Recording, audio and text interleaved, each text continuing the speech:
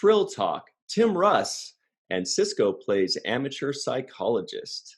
Hello, everybody, and welcome to the Seventh Rule with Cirroc Lofton. My name is Ryan T. Husk, and today we are covering Deep Space Nine, Season 2, Episode 4. What was it called? Invasive Procedures. How you doing, Cirroc? I'm doing well. Yeah, invasive procedures. Yeah, that's what jumped out at me when I was watching this. I was like, "Whoa, is that Tim Russ?" Yeah. Yeah, we should have had him on the show. I can't believe I didn't think of that. Because I remember him playing a Klingon. I remember it very clearly, but I thought it was around season 3 or 4. And as soon as I saw the opening credits, it said Tim Russ. I was like, we should have called him. Oh, well. Yeah, it would have been great to have him on. I thought he did a great job as a Klingon. Pretty intimidating. Yeah, he was awesome. And for those of you that love Tim Russ, he also has a really cool band called the Tim Russ Band. I don't know where they came up with the name. And they play all over Hollywood. They play a really good show. It's not just like a gimmick thing. They're really, really good. Love watching them. They're actually playing tonight at the Kibitz Room, 1045 in West Hollywood. You can check him out online at, what is it? timrusswebpage.com. And then go check out his shows, all of his appearances. Yeah. What are the chances of that, huh? He's performing the same day we're actually talking about this. Mm-hmm. So this was also written by Peter Allen Fields, the return of Peter Allen Fields, who wrote a bunch of episodes. And I believe Ira was talking about him, right? Absolutely. He was very instrumental in the early success of the show. Did you notice who directed? Yeah, our favorite Les Landau, which Aaron would have loved to giggle about. Yeah, and I guarantee you if Aaron was here, he'd say, no wonder we weren't on the episode. Yeah, although I didn't mind not being in this particular episode. It wasn't the greatest episode for me. Let's hear about it. It was good, but it wasn't the greatest. Why there wasn't were ups and downs. Well, there were a few things that I thought were a little bit slow in the beginning. I thought the takeover was a repeat of the last episode where they took over the ship temporarily, right? Yeah. And you had Sisko hiding in the rafters and everybody hiding in the aqueducts of the station. And then here we go again with another takeover, except this is for a different purpose, right? We have the Trill purpose. So that was one thing. It was kind of a recycle of the idea a little bit too soon for me. The drastic takeover of the ship twice in a row. That was a little bit too much. And so that was part of the reason why I didn't like it. Also, when they evacuated the ship, they went down to this core basic personnel, which made it feel empty and a little bit slow. And a lot of the action comes from the background. And even though they don't say things or they might just be a part of the background noise, having the presence of people makes a difference as far as action and atmosphere. So those are the reasons why I thought it was a little bit, why I criticized the slowness or the pace of it and the recycling of ideas. Yeah, I think this is what they were talking about. What was it? Nana was telling us about Duet, that this was a bottle episode. This was like super cheap if you think about it, right? We've got 4 new actors, right? Day players, or guest stars or whatever. And they have alien prosthetics or makeup. And so that, that costs a little bit, but you don't have to pay 30 extras. You don't have to pay, 50 lighting guys to light up the whole promenade and all that. You've just got like ops and you've got, the medical bay and things like that. So it did seem like it was one of those, save a few bucks episodes where it's more about the story than it is about the grandness of the show. It was the 7 main actors plus 4 new ones. Odo was in a box The half whole the time. time. Yeah. Jadzia was napping half the time, so really, they really were able to save a few bucks there. Yeah, they saved some bucks. I mean, it was spared, but to me, by the acting of the guy who wanted this trill inside of him. Mm. I thought his performance accelerated once the procedure was done, and he felt, as he said, the knowledge and confidence. Mm. He mentioned, he felt full of knowledge and confidence. And when he did switch into that version of himself, I thought his performance actually went up as well. And I enjoyed the interaction between him and Sisko. I think that was the saving grace for this episode. What allowed me to, um, put it at or above average. You know, otherwise I would have been very critical of this episode. Mm. But because that banter with the new Dax and Sisko occurred, it allowed me to see what I've kind of been wanting to see between Jadzia and Sisko, which is this back and forth of kind of chess game of wits. And Sure. I wanted to. That's what I've been looking for with the Jadzia Sisko relationship. And then I got it with this guy in that short, brief period of time. That's actually what was interesting to me about this episode. Mm-hmm. I do want to take one quick second and talk about our Patreon account. It's going really well, and thanks for everybody, all our new patrons and all of our old patrons and young ones.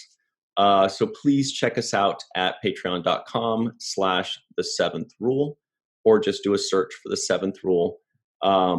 We are reaching our goal of 200 patrons. We're getting there, and it is awesome. So thank you all, and please check it out. Now let's talk a little bit more about this episode.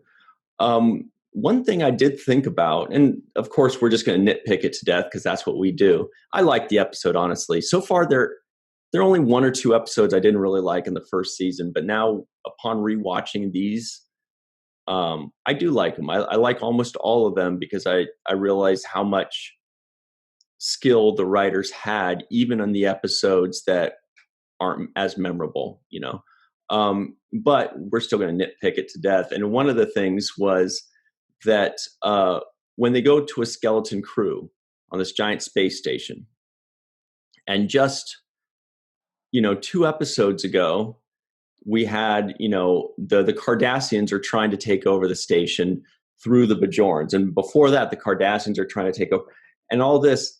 So if they're going to a skeleton crew of only 6 officers, 4 Federation, 2 Bajoran or Bajoran-ish with Odo and, the bartender, doesn't that make them susceptible to invasion, Cardassian invasion, or Bajoran bad guy leftover invasion, or anybody?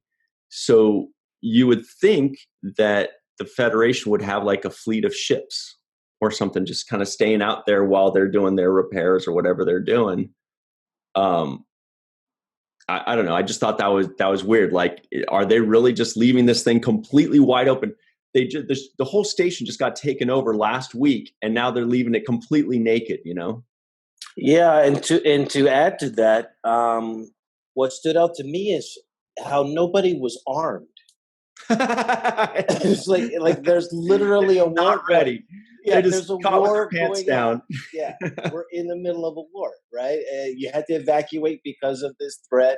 It's literally a threat position. We're in code red, so the red light would be on if this was that kind of a situation, and yet nobody has a weapon on them. So 2 Klingons come with 2 guns, and it's like, what do? We're out over, man. Game over, man.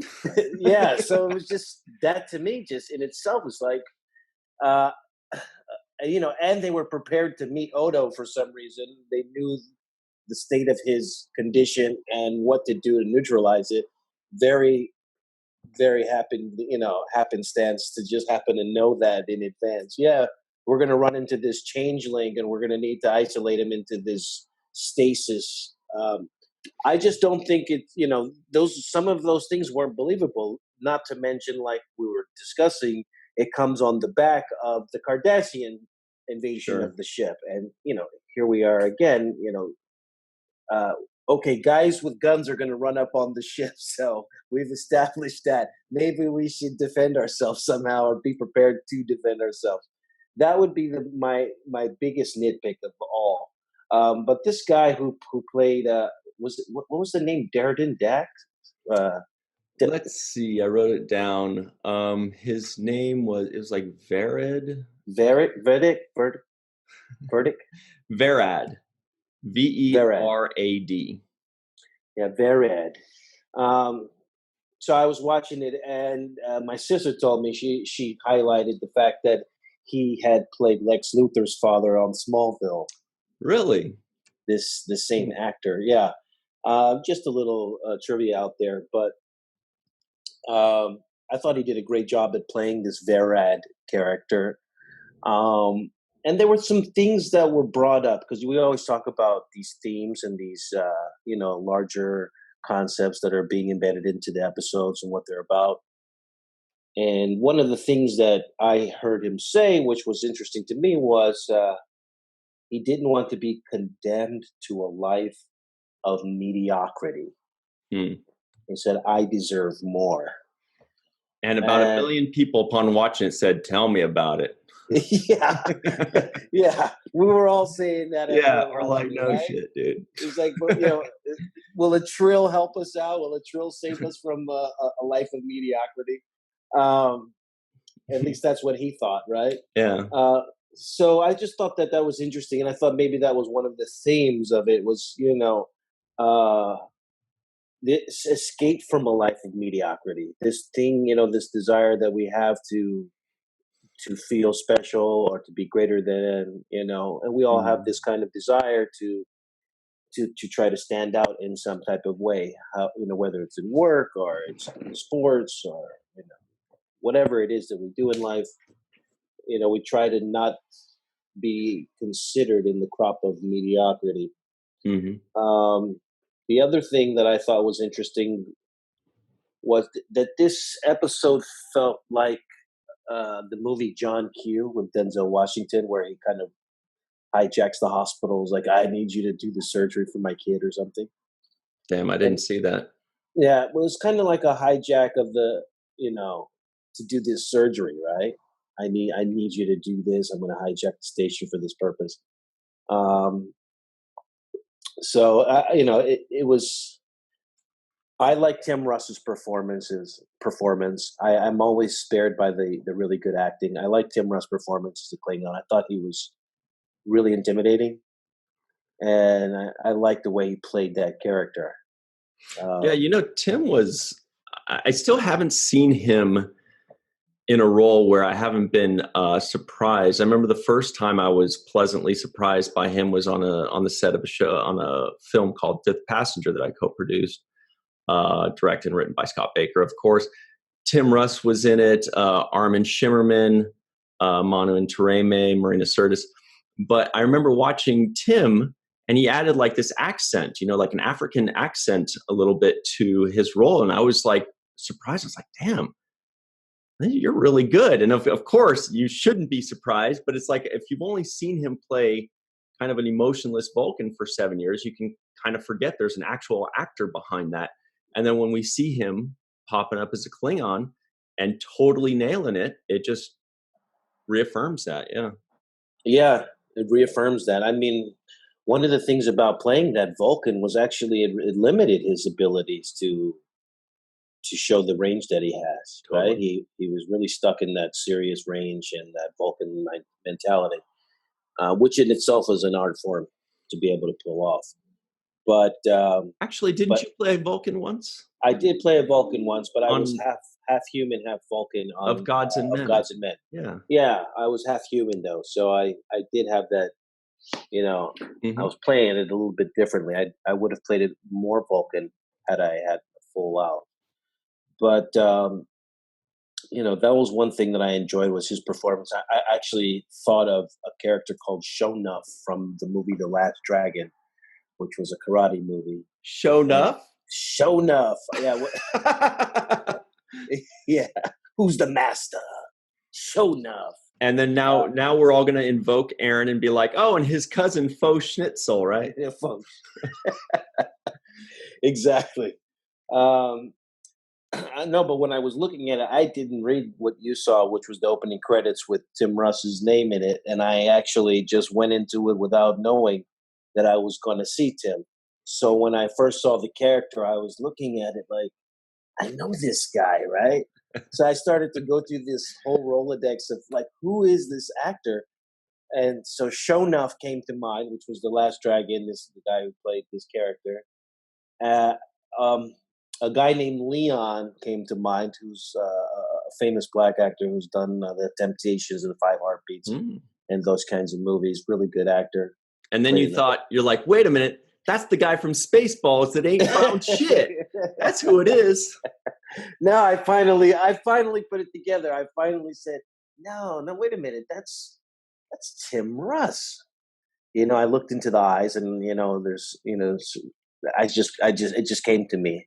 Mm-hmm. And so I thought I discovered something. I was like, man, I wonder if I'm the only one that knows this. Of course, everybody knows everything about Star Trek. But the other thing I thought was kind of silly, they didn't really explain it well, but what was Quark doing sitting there in his yoga pose, supposedly talking to his brother? I thought the same thing. I didn't go back and rewind it. I almost did, to kind of like say, did I just see him? I think, because I kind of like only half saw it. I look back, but I think he was sitting down going like this, right? Yes, yeah, that's now, exactly right. With his legs crossed in a yoga pose. It looked like a yoga pose. I believe that's the way the Bajorans pray, like this. So either he was praying, or more likely he was just pretending to, when they arrived, saying, hey, no, I'm just a Bajoran here. I'm just praying like the Bajorans do, or whatever, because they sit there and they do this in front of the orb and stuff like that. I believe that's what it is. Yeah.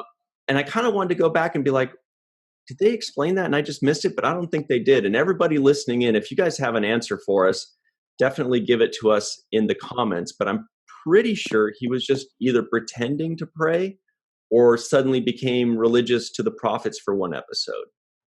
Yeah, they didn't really explain that really clearly from my end. I saw it like, at first I thought it was a joke where he was just kind of, just doing that as a joke. Yeah. Then I thought, well, maybe he's meditating, right? And he was going to say, I'm meditating. But then he never mentioned meditating, and he never made it to be a joke. He kept saying, I'm talking to my brother. And he was adamant about defending that point. As a matter of fact, he said one line was, even though he's an idiot, he's still my brother. And I thought of Aaron at that moment. That was one thing that I'm pretty sure he would have been tickled by. He would have jumped on that for sure. Yeah, even though he's an idiot, he's still my brother. That's kind of how we felt about each other in our relationship. So the frenemy thing. The frenemy thing. He's an idiot, but he's my friend. And what was interesting in that scene right there? I did want to bring this up for a second. There was a little bit of trivia that I didn't know about, or that I had forgotten.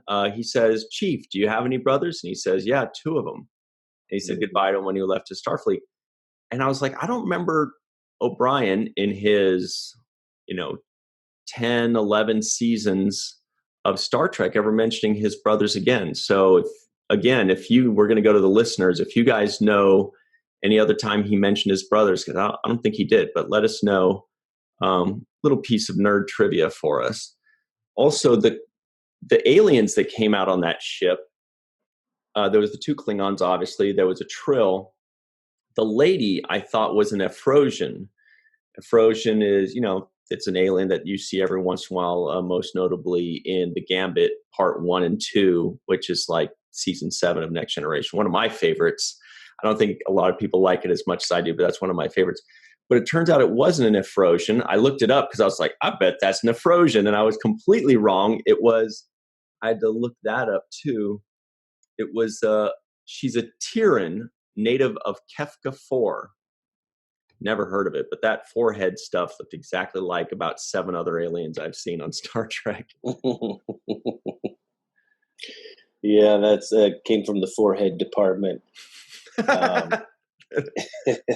They like that forehead department. Yeah, one thing that stood out to me though, and I don't know if you picked up on this, but did it look like the special effects were different when they showed the ship? For some reason, the ship on the outside, when they were showing it a couple of scenes, it looked different than the way they had shown it before, as if a new CGI company was dealing with it. I'm trying to remember. I do actually remember noticing that, but I don't remember if that's what it was. Because it was just, again, it was in passing, like one of those things where, and by different, I mean like it looked a little worse to me, like a little bit cheaper quality, yes, like cartoonish-y. Yes, and that's what I thought when I saw it was like this exterior. There was like a shot of some kind of exterior something. Yeah, And I yeah. remember thinking like, that looks almost unfinished. Right. Like they almost have like the guy that makes it, and then they have somebody else that comes in and details it to make it look real. And that person didn't show up to work that day or something. Something was off on the visual effects when they cut across the scene. They showed the ship on the outside. They were kind of gliding across, and the colors were off to me. Like, I don't know, the colors were off even. Like, it looked purpley-ish colored. There's a hue to the color that didn't seem like the actual metal or whatever it was supposed to be made out of. And it was also more cartoony looking, like a comic book or something. Almost animated, like a comic book.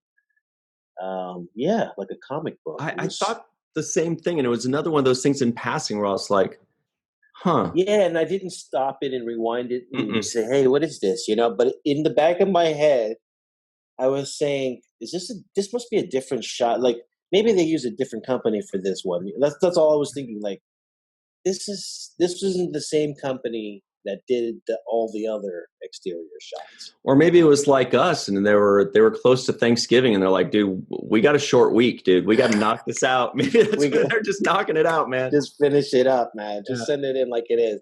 But it's still a drawing. Yeah, it was condemned to a life of mediocrity. That's what it was. Ooh, I like that. Bringing it back. Speaking of which, there was another thing that, and this isn't so much of a criticism as just something that I hadn't fully considered, but makes sense now. Here's the thing. We've seen Odo turn into a rat. We've seen him turn into all kinds of things, smaller mostly. And then he turned back into his liquid state and gets put in that jar or whatever, right? And I noticed something. Actually, we got to take our break, so stay tuned. But there was something I wanted to bring up, and we're going to have to like look a little bit more closely to it like throughout now. But we'll be right back with the 7th rule.